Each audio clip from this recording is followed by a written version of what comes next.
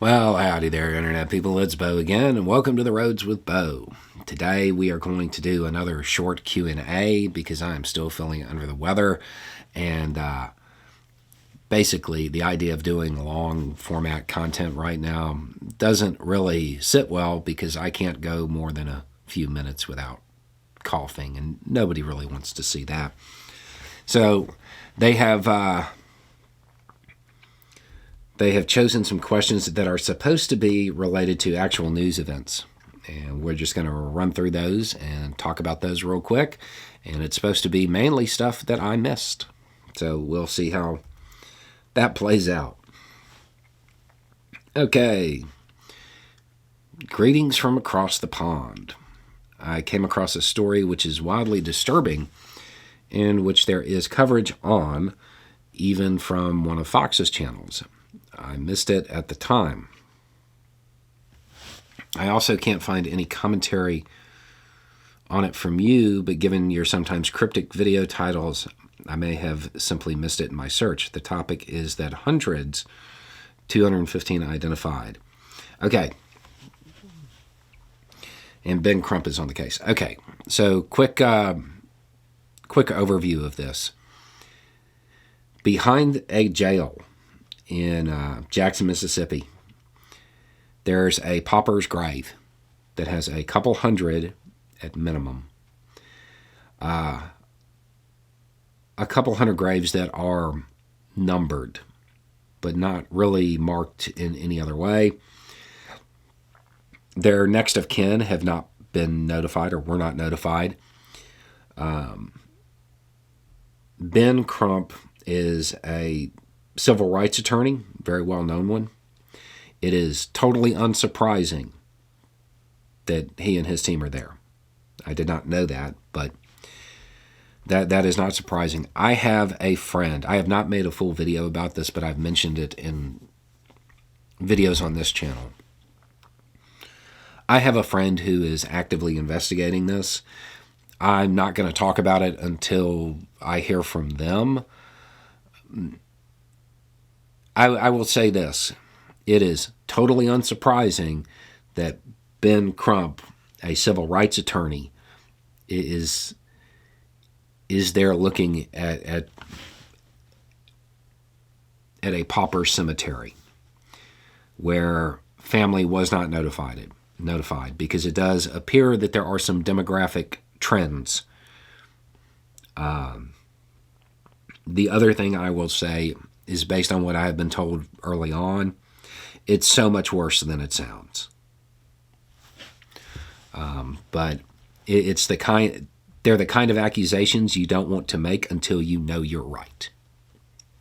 But it does not look good.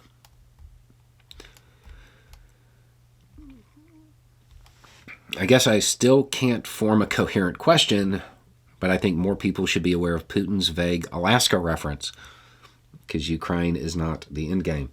That's definitely going to get a video soon over on the other channel.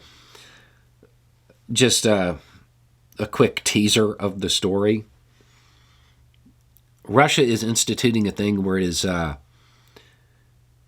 re-examining old real estate deals to include Alaska, and kind of suggesting that they're illegal and they want that land back. Basically, what's happened is Republicans in Congress have been so weak and have not shown enough resolve when it comes to Ukraine that now Russia is saber-rattling. Oh, well, you let us take their stuff, we're going to take yours next, kind of thing. As we talked about, and we will certainly talk about again, Ukraine's security is integrally tied to European security, and European security is tied to American security. There will be more on that.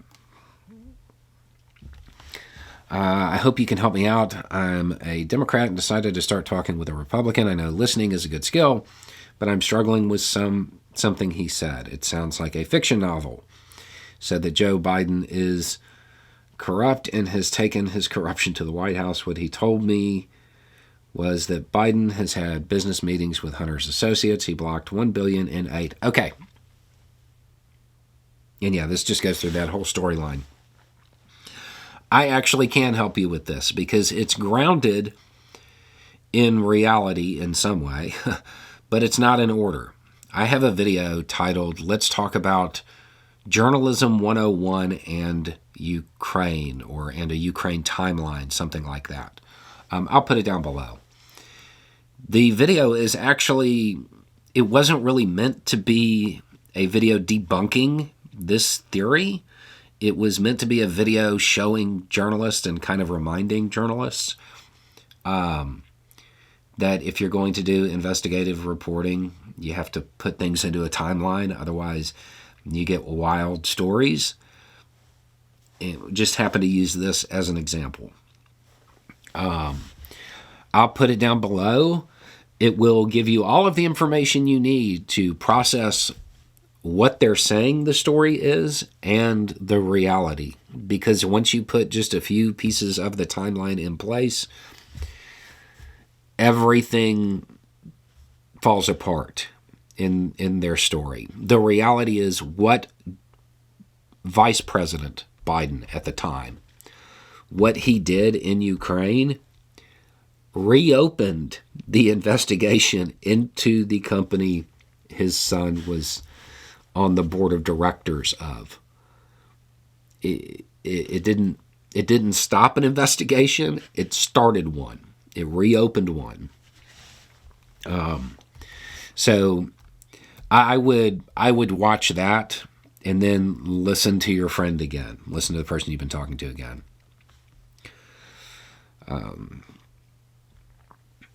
I don't remember you talking about how for the first time on October 27th, Iran voted in favor of a two-state solution in the UN. Did you cover it? Does it matter? Did I cover it? No. Does it matter? Kind of. It's not an actual shift yet. It's not an official shift yet, but it's an opening and a changing of that position. They're warming to it. And the reason they're warming to it is because it's going to be very hard to pretend that they would ever intervene on behalf of the Palestinians because they didn't intervene with this. Because of how bad it's been, a whole lot of countries talk. They've been called on it. If you go to, no, it's this channel. On this channel, there's a video called The Roads to Foreign Policy Dynamics, where we talk about two countries, red and blue.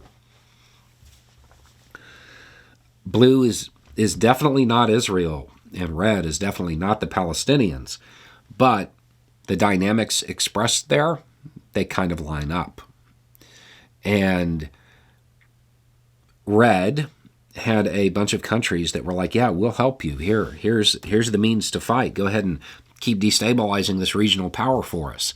And, if you do it well enough, eventually we'll come and help. But they never do. They never intended on it. Because of how bad things are in Gaza, it is very hard for those countries to pretend that they would ever help. So they're going to have to shift to their position, which means they will warm to a two-state solution. Iran will be first, but there will be other countries that come along after that.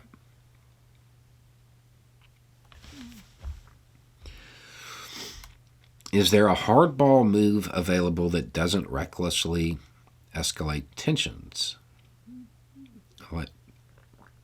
Like, can he put a significant number of boots on the ground in Poland or material in Germany to free up resources in their country as a defensive line? Are there ways to shuffle funds to them through NATO? Biden's hands are kind of tied at this point. He's done everything he could.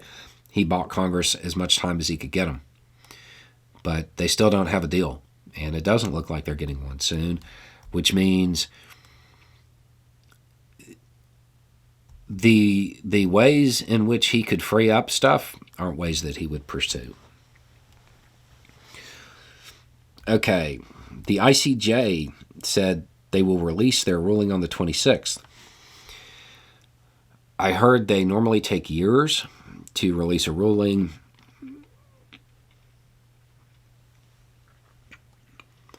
Was that wrong, or is this a special circumstance? They do take years. This isn't the real ruling. This is an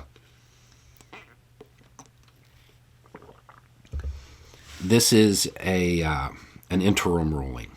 When we talked about it, and I was like, "This is what's going to happen," I said you'd get a provisional ruling pretty quickly. It's that one. This isn't the end of the case. Okay.